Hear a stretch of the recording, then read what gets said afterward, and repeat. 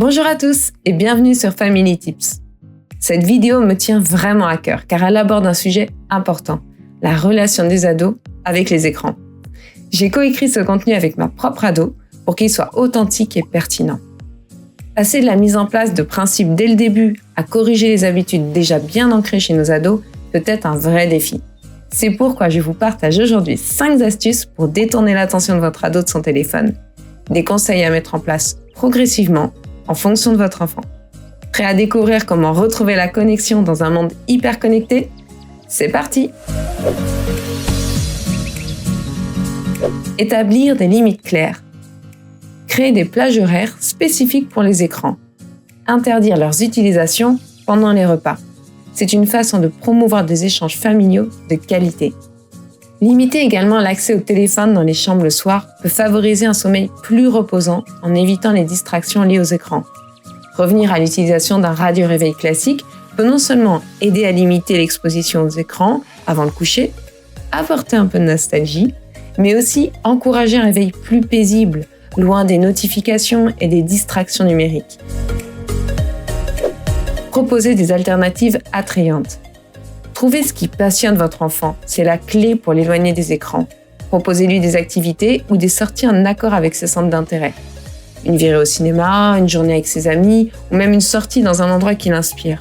En lui offrant des expériences qui lui plaisent, vous encouragez votre ado à équilibrer sa vie numérique avec des moments de plaisir et de connexion sociale dans le monde réel.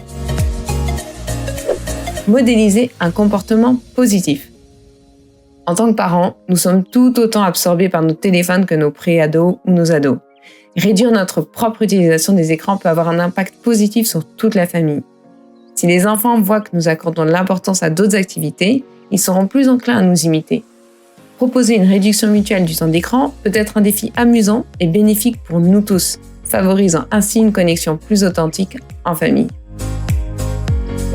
Apprendre à se servir des réseaux sociaux. Les réseaux sociaux offrent une multitude d'avantages.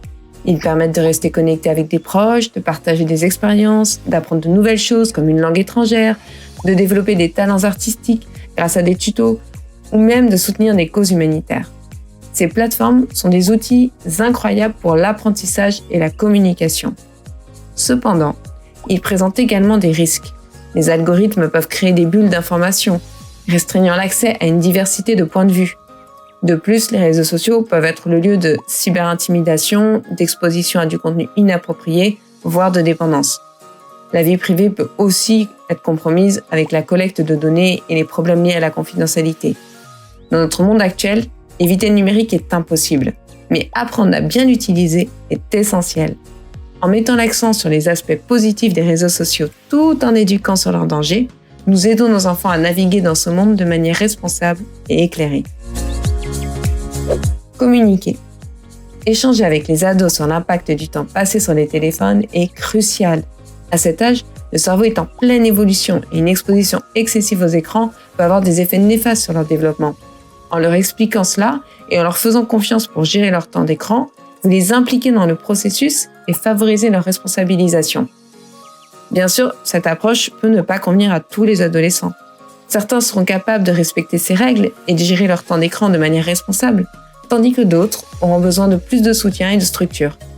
Il est important de travailler ensemble, d'adapter les règles en fonction de chaque personnalité et de maintenir le dialogue pour trouver des solutions qui fonctionnent pour tous. Il s'agit d'un défi commun à tous les parents, donc ne baissez pas les bras. Rappelez-vous, nous sommes tous dans le même bateau. Voilà, c'était mes 5 astuces pour encourager nos ados à lever le nez de leur téléphone. En combinant communication, limites raisonnables et confiance, nous pouvons les aider à trouver un équilibre sain entre le monde numérique et les réalités qui les entourent. Essayez ces astuces et partagez vos propres expériences dans les commentaires. Bon courage et à bientôt!